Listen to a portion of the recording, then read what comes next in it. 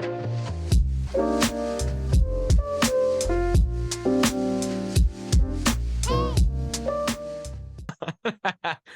what up Love to it. Chad. What up, Chad? Always shout out the editor. He's awesome.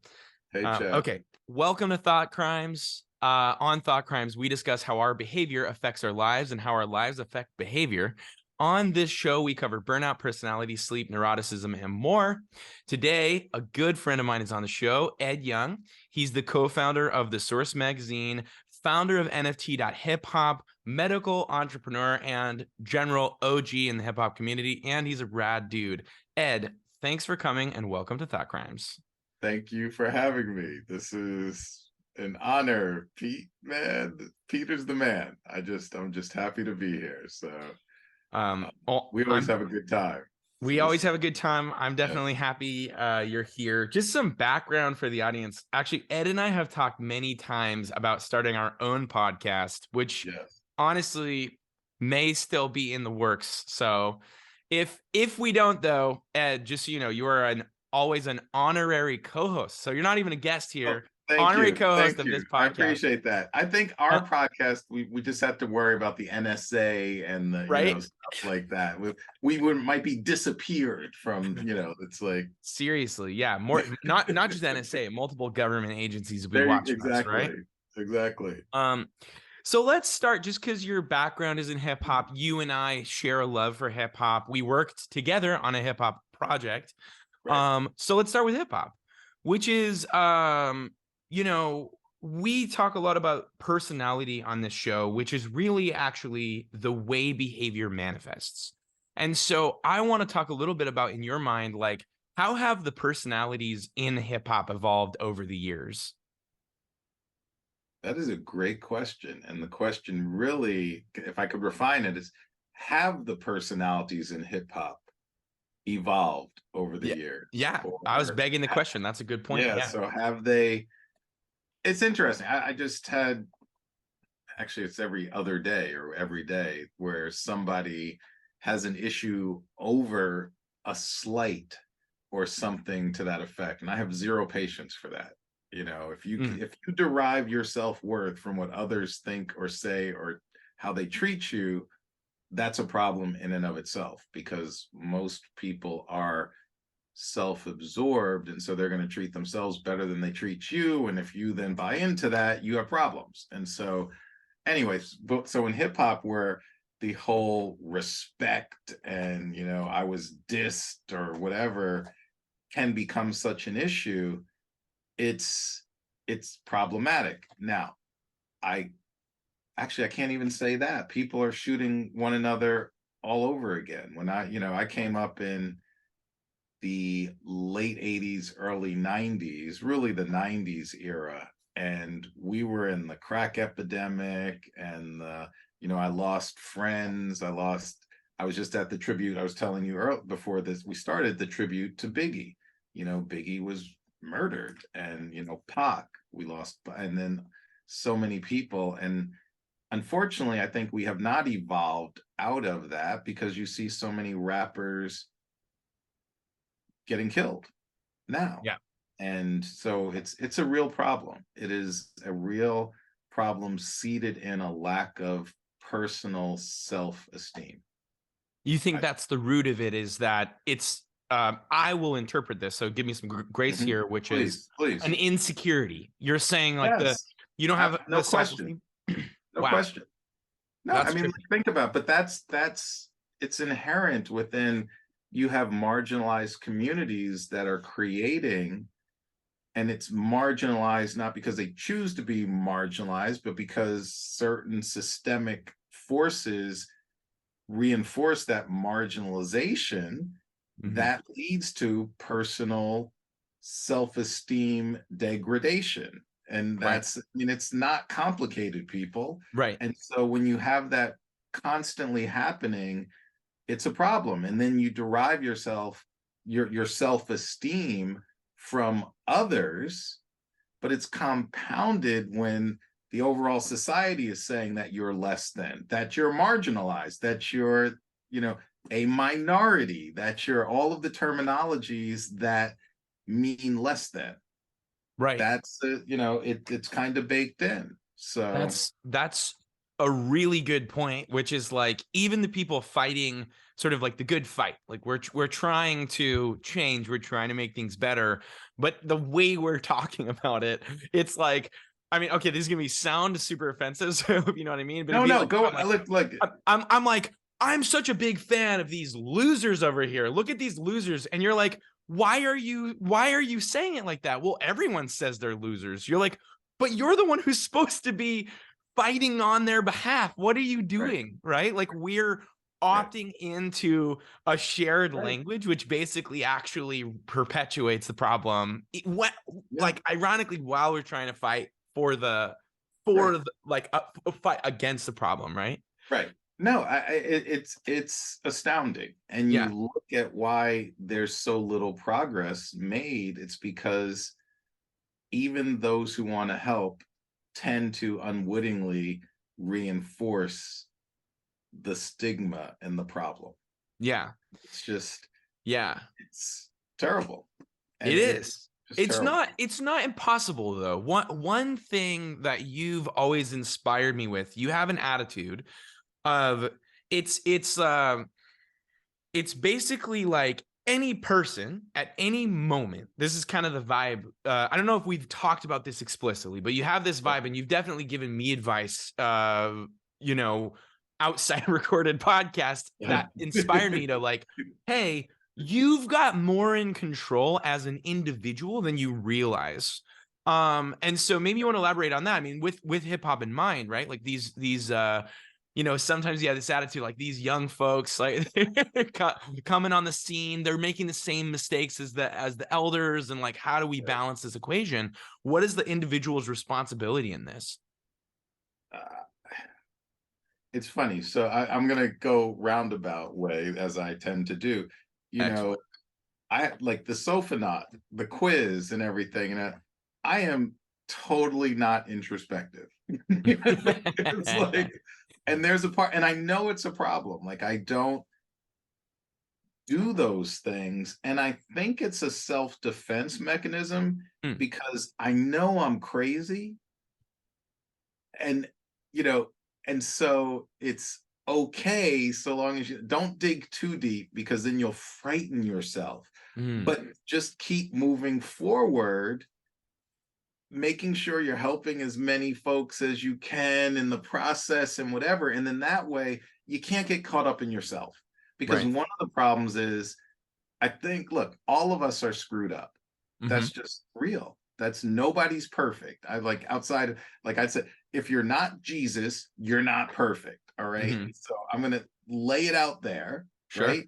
And so if you get too introspective, you're going to disappoint yourself, which is weird when you think about it, where it's like, oh, I'm screwed now. Or if you're going to be introspective, you have to train yourself not to beat yourself up about how screwed up you are.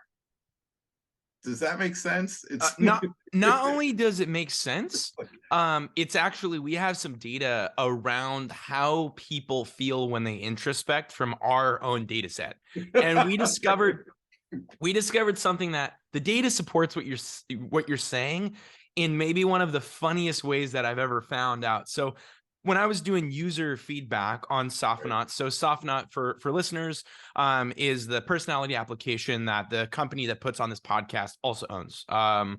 And it's in beta. So if you want to access, you can email me at peter@sophonaut.com. We're not promoting it on this podcast. We make our money elsewhere. But in testing for this application, I would start to get feedback in several categories. In fact, 5 categories.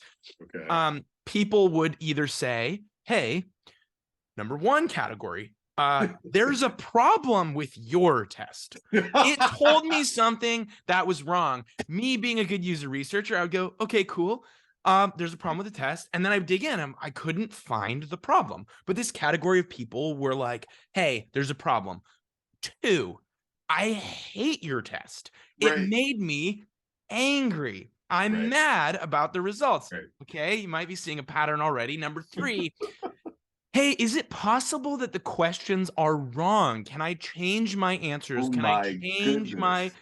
things. You're starting to see 4, I'm sad, I'm depressed about my results. And 5, and this is the best one, dang, I'm a real piece of crap. Like, yes, yes, right? So So 5 are the ones who are just being real. 5 are the ones who are just being real, but they are all of them are like, you know, what this showed me is there are things that I like about myself. There are things I don't like about myself. How can I work with it? Like you said, how can I move forward? Here's what's mind blowing. It was actually a designer that I was working with pointed this out to me when I was complaining about the user feedback. He's like, aren't those the 5 stages of grief? Yes. I was like, There you go. oh my gosh. That's deep. Yes. It's so deep. It's like this fundamental thing. So what you're saying is you're not perfect and you reflect and you feel bad. Yes. Yes. And you feel bad in basically one of 5 categories. And it's denial, anger, bargaining, depression, and acceptance. And acceptance, whenever I hear somebody take the test and they go, you know, I'm a real piece of shit, I'm like, hey, me too. All right. Right. You're the There you go. closest Right. to Right. actual progress. Right. People who tell me now, oh, the test is broken, I'm like, maybe, but is it more likely that you're in 0.1% that's identified the fundamental problem with the data, or Or right. you're in the Right. 20% of people that are in that stage of grief around Right. your own? And I still, Ed, don't know. I say we're grieving our own badness, but I don't actually know what we're grieving when we face our own introspective. Well, that's what grief is. Grief is that once you get to that acceptance thing, that's not the end. Mm, What you do at that point is you move on. yeah, Having accepted the loss, cherishing the memory. yeah, That's the thing. And so if you look at it from that perspective, once you accept, oh, I'm screwed up, the next process step should be, and now I'm going to be better. right. Another way of saying this, you're now at the beginning, and Yeah. it's good. It's good. Yeah. It's Or gonna, the it's gonna, building, you're yeah, building because it's building. not even the beginning. Yeah, All that mess that you were should be instructive. It's great to have something that you look at and say, okay, am I improving? You yeah, want that. yeah, That's positive. And so, and the best way to improve is focus on others, stop being so inwardly focused, focus on others. Don't deny who you are or were, but use that as a blueprint to build upon and be better than. yeah. That's what life, I think, is about. That's awesome. I love that. Hopefully, if you're listening at home, I totally agree. Take Cool. that sound bite, play it in your head. It's a good one. Tying it back into hip hop, Mhm. right? So we were talking about we touched on some really interesting things. You have this system of oppression which generates insecurity. Um, you have these people that are basically by all of society told a certain thing in their head, and you implied something, which is like now they're getting some success and they're still bringing their beef, right, their Right. reactivity into the setting of like a new setting, but they're bringing the old mindset. How do those two worlds meet? Like, you know, what have you experienced? This is again in the theme of how have personalities in hip hop evolved over time. We don't even know if they have. We're still untangling that, right? Look, I mean, it's you have bigger, better toys to be bad with on some level. Hmm. There are a lot of people who are trying to do a lot of good things. I'm very involved with the hip hop museum that's being built Yeah. in the Bronx. Excuse me, and it's it's about the positive aspects of hip hop. It's recognizing and cherishing the history and all of the influence that hip hop has had across the world. Look, recent history, we would not have had so many good things that we've had, getting people to work together. I mean, now some people would say it's bad, but hip hop, President Obama would not have been president without hip hop.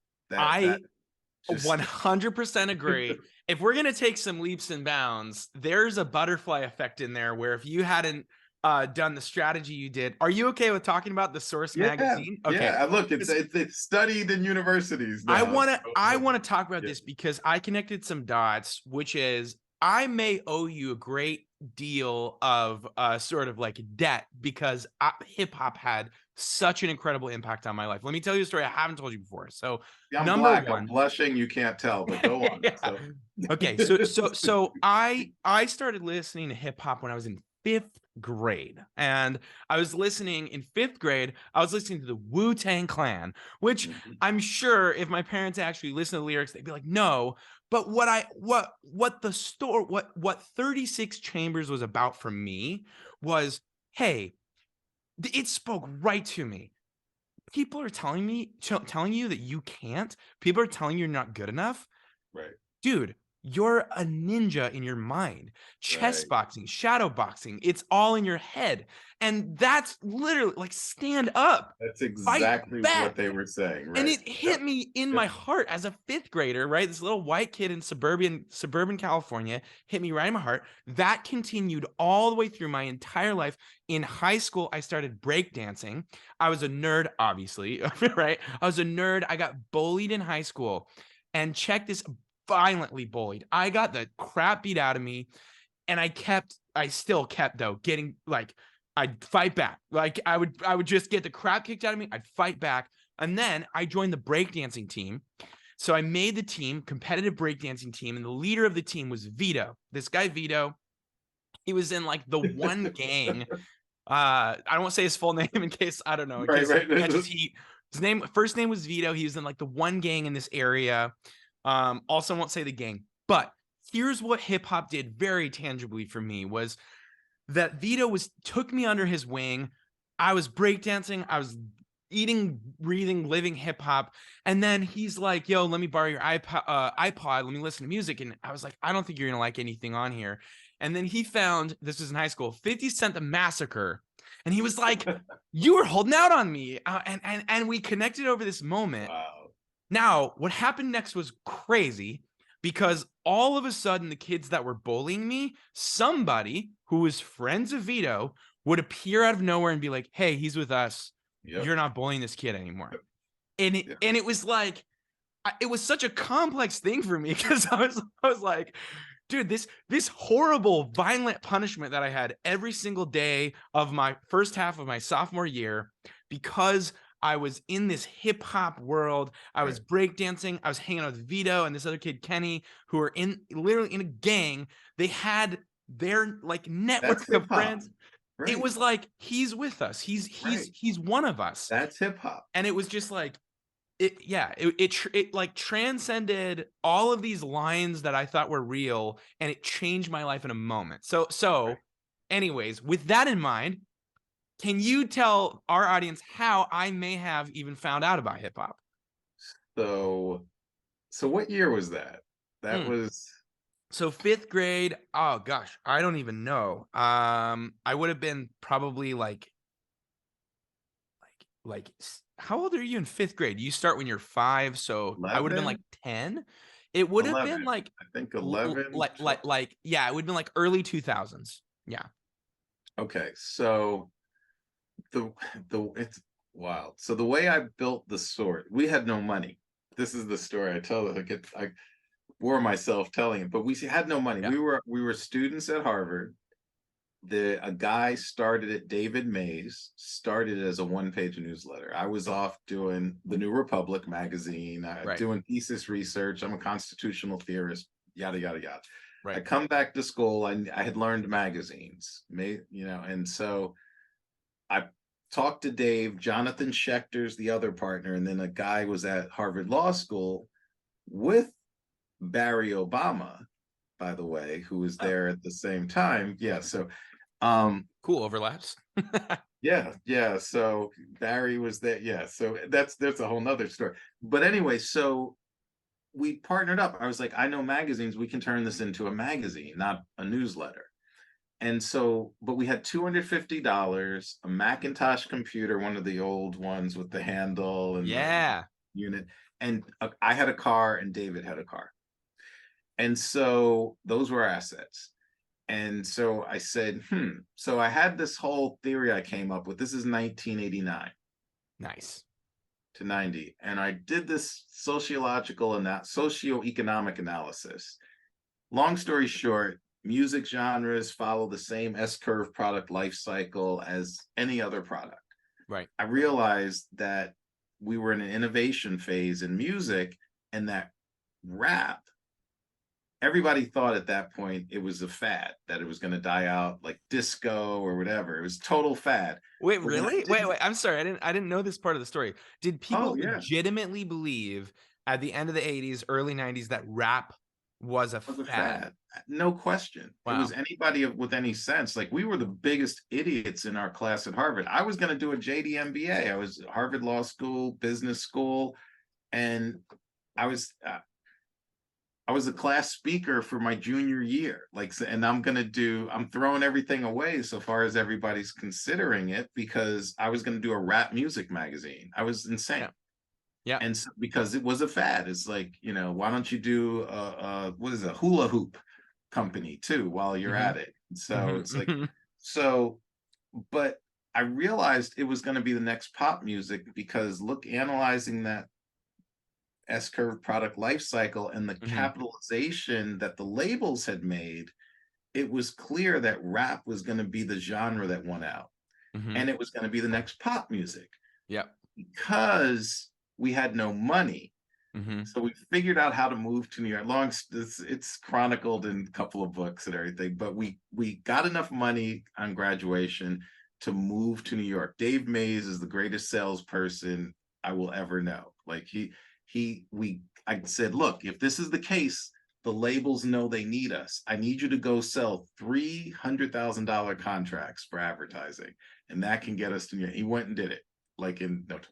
So, and it was Sony Music, it was CBS Records back then, Profile, and Tommy Boy, Tom Nice. Silverman. Yeah, so those were the three. So anyway, so we got the deal. We moved to New York, but we had $250. Now, we had gotten the money, but I had all these formulas that we would operate. Everything had to be first pass profitable, because we didn't have any more than $250 to lose. Right. So all the other magazines that were doing rap or anything were targeting Black communities. Mm-hmm. But I looked at this and I said, well, if this is going to be pop music and this is the United States of America, I need all these little white kids. They must be the audience. And nobody else is bringing them a magazine like this. So if Right. I can get to them, we're going to get sales like crazy. I'm just jumping a little bit ahead of where the market is going to be. And so I got in my car. I said the other asset was a car. Got in my car, drove around the country with a newsstand consultant, a guy named David Mazel that we had. And I got him to make calls. I would show up. Here's this guy. And I'd say, listen, I'll do all the work. I'll guarantee you a return or whatever. And the distributors, because back then there were distributors all over the country, and I did all the work. I picked which stores we would be in. I had a little formula that I used based on sales of different products in the area, so I could Mm-hmm. tell where the markets were. And that's how all these young non-Black kids found this magazine, because everybody else was next to Ebony and Essence, Yeah. and we were next to Rolling Stone, Yeah. Spin, and Yeah. some others. And so that was it. And See, and that would have been actually my brother, who's 5 years older than me, that's him, right? right? Because he showed me Aquemini. He showed me freaking the Blueprint. He showed Wow. me A Tribe Called Quest. And Yep. so it was like that, which if I recall, were basically it's five mics, right? Those are on the five mics list, right? Yes. Well, yeah, they are. Yeah. I, yeah. Did Or they all one of have five one of them mics? might not be, but Yeah, one of them's not. Yeah. Nas was the first five mics. right. Okay. Illmatic. Yes. Yeah. Yes. That was the Okay. first five mics. And then, but yes, so that was, and yeah, that was a whole thing. I mean, talk about controversy and when, Right?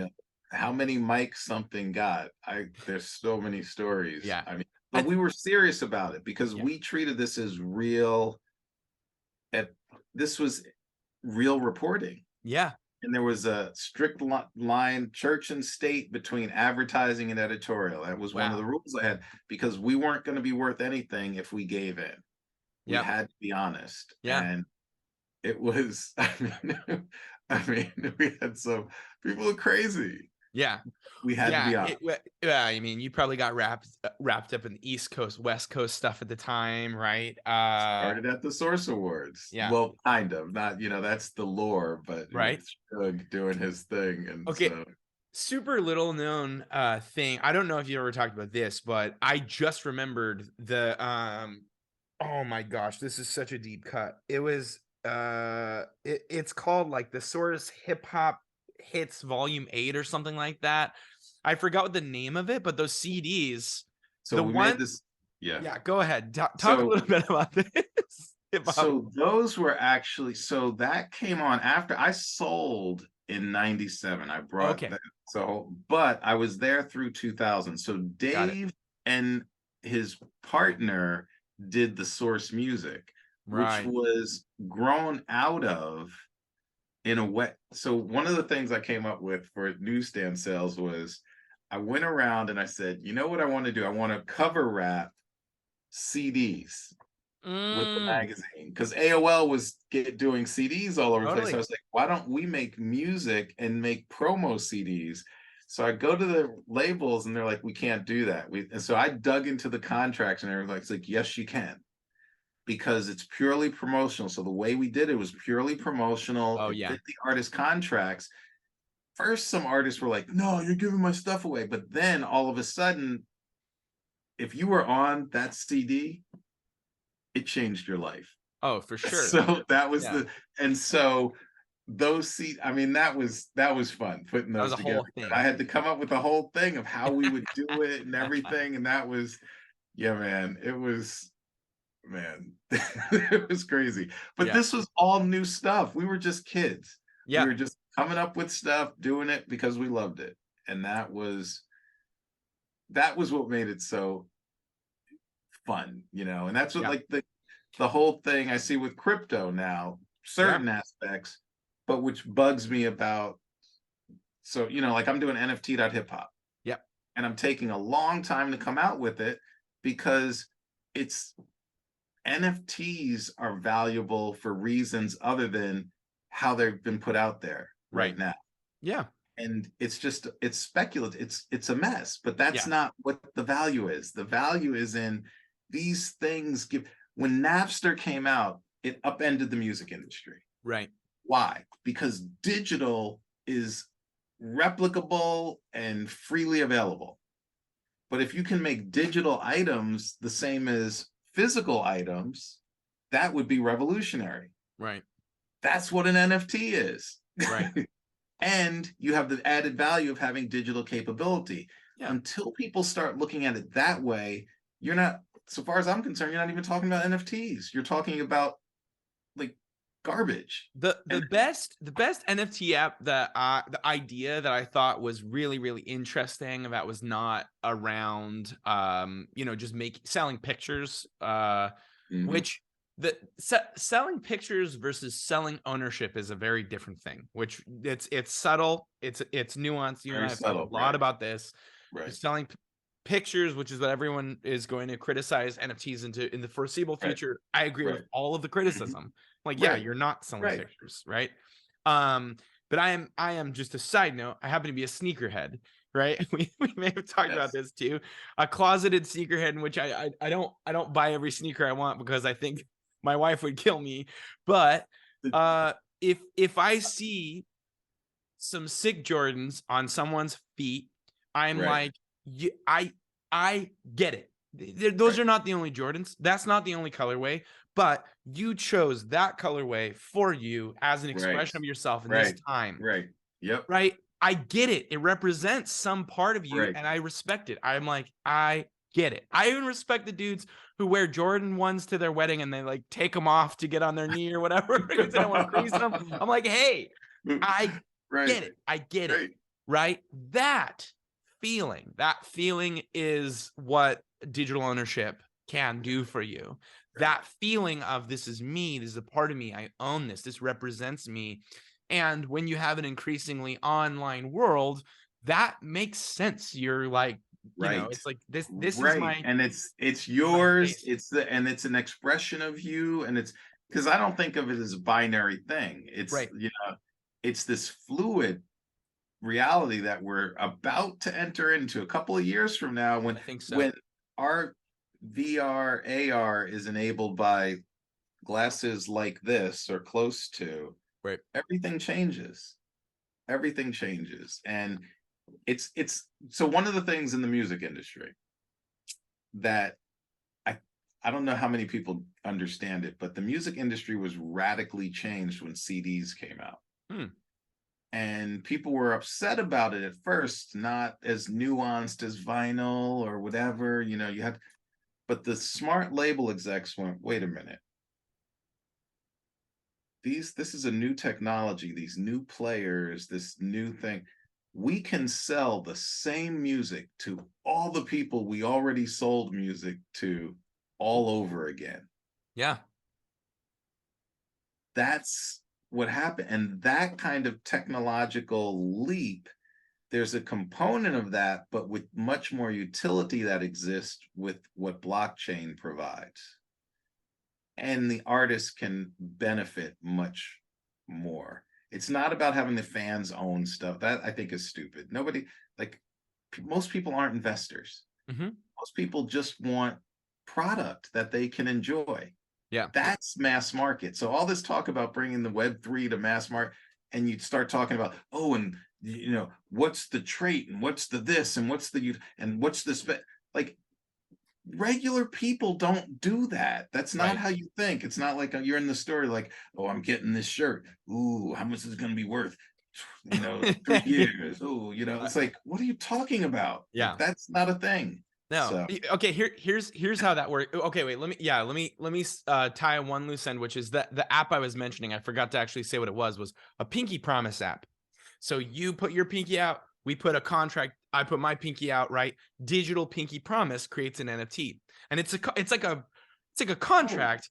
The NFT represents our pinky promise. I was like, this is a that's great, cool. right? Right, right. This is That's this gets it at least. It's not going to interesting. go viral. It's not going to make $1 billion, but in people's minds, you understand what this It's thing is, this immutable. vibe. It's immutable. It's digitizing what we do physically. It's like that's Yes. supposed to be this Yeah. immutable bond that you've created.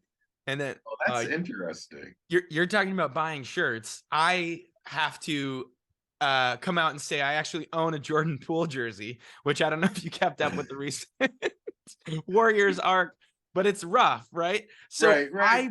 I bought the Jordan Poole jersey last year. If you didn't keep track of basketball, don't worry, we're not going to take this episode and make it about basketball. Right, But right, right. Jordan Poole hit this crazy buzzer beater last finals, and I Right. impulse bought a shirt right there. I'm like, that's my guy, Jordan Poole. Buy the shirt, right? I wasn't thinking. Ooh. I'm not thinking Jordan Poole is going to be super valuable or anything like that. I Right, was just right. excited. And then I directed my excitement at a product, just like you said. I want a product. And now, if you kept up with the Warriors this season, Jordan Poole was like hitting the basketball against his foot. And like, it was like, he kept doing heat checks and it was not working out for him at all. So it's like then I feel bad. Like I have never worn it. I didn't wear it this whole Oh, series. that's hilarious. So you're just dissing him, I'm man. just That's like, dude, you gotta Jordan, come on. support, It's Cool, like, man.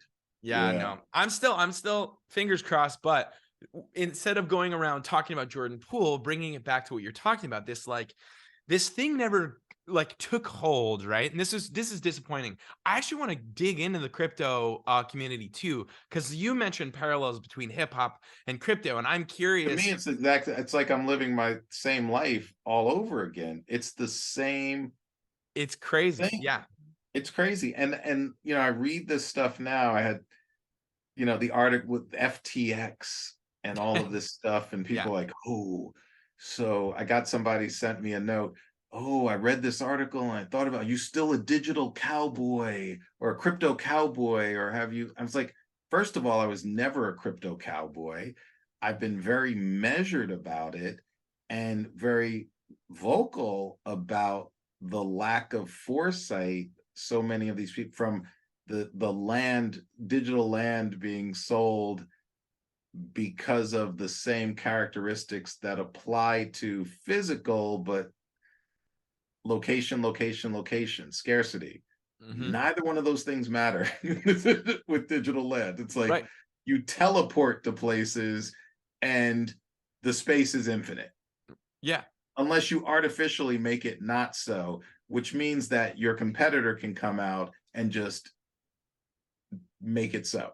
You Right. know, it's like it's about it's about event quality. It's about, you know, what's happening in these locations. Totally. And so, but with hip hop, it went through, remember, see, you're too young, man. You Yeah. don't know. People thought hip hop was a fad.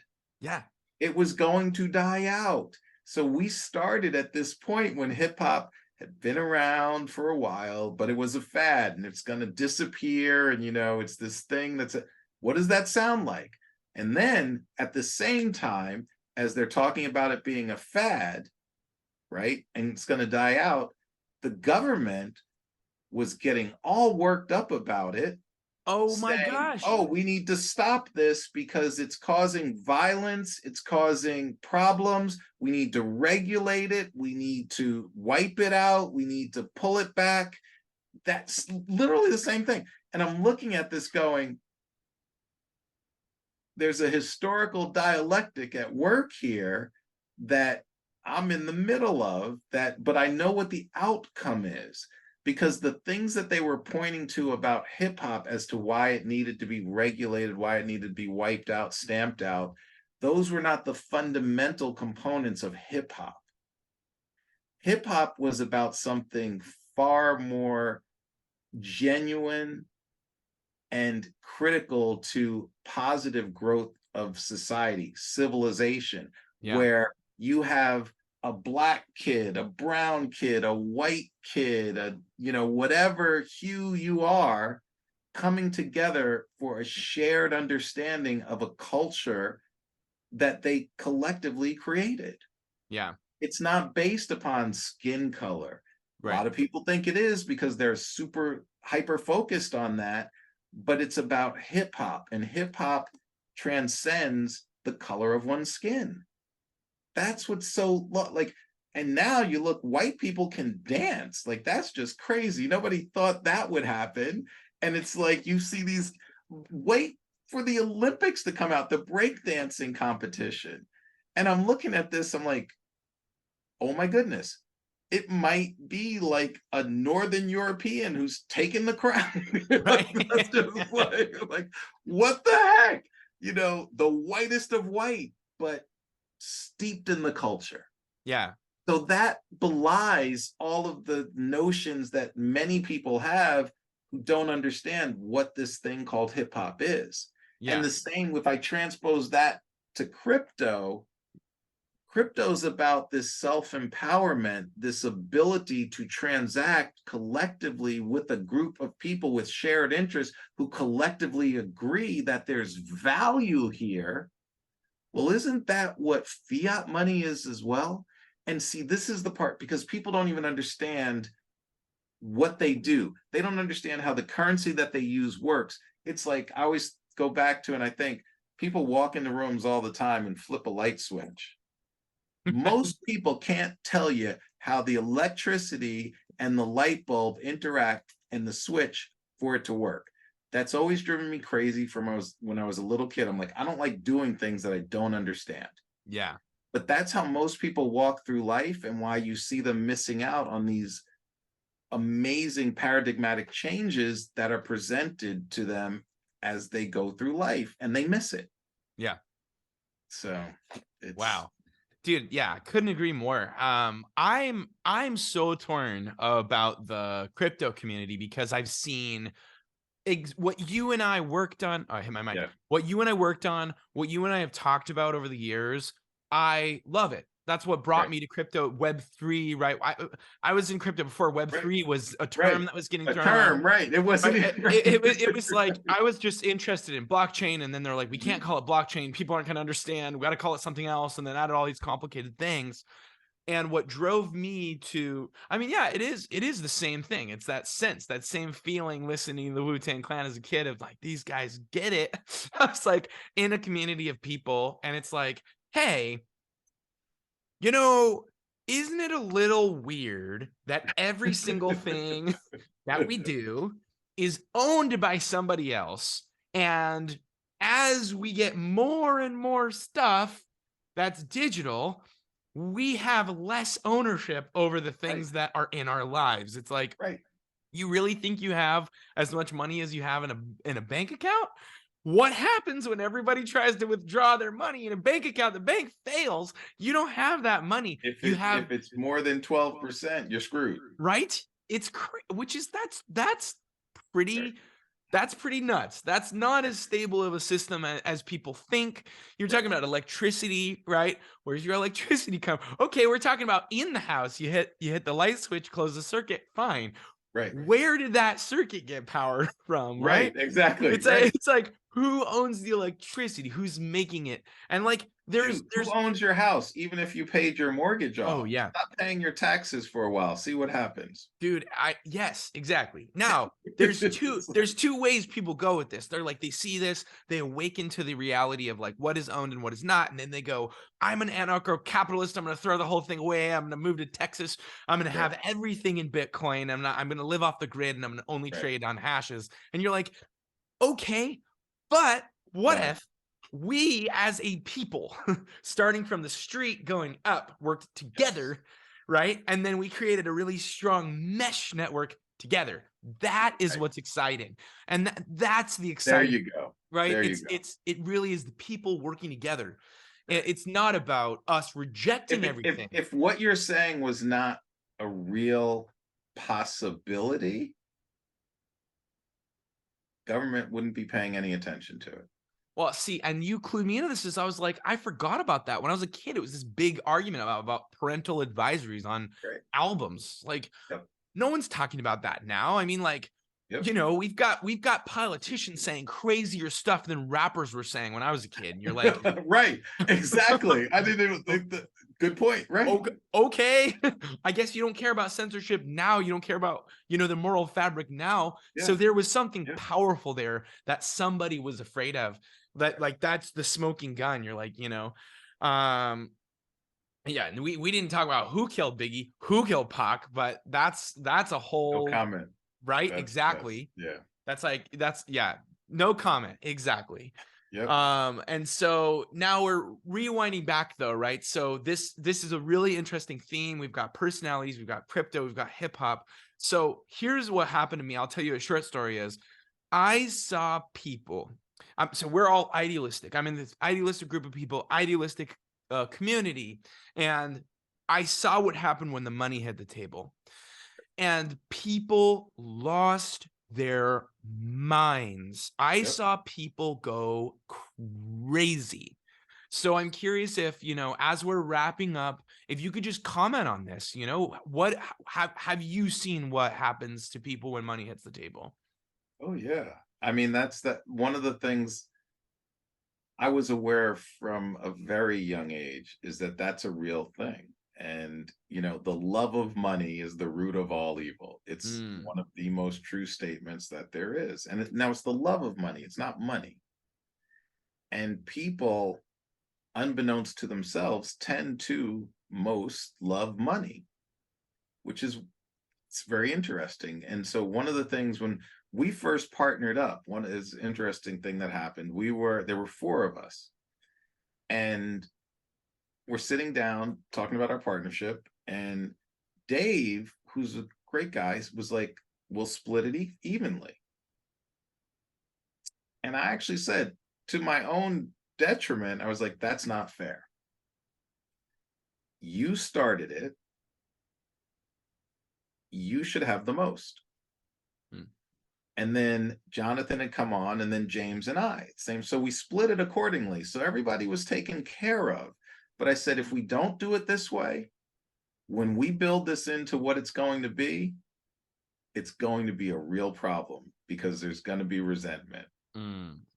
And, so, and that was, I've always tried to operate that way, being aware that when the money's there, it's going to take people to their base personality. Huh. And then you build from that. But expect people to go there at some point and plan for it, because you can't be mad at people for, being that way, because that's just how we tend to be built. But just acknowledge it and be better than that, or help people to be better than that. That's it. And so when you plan for it,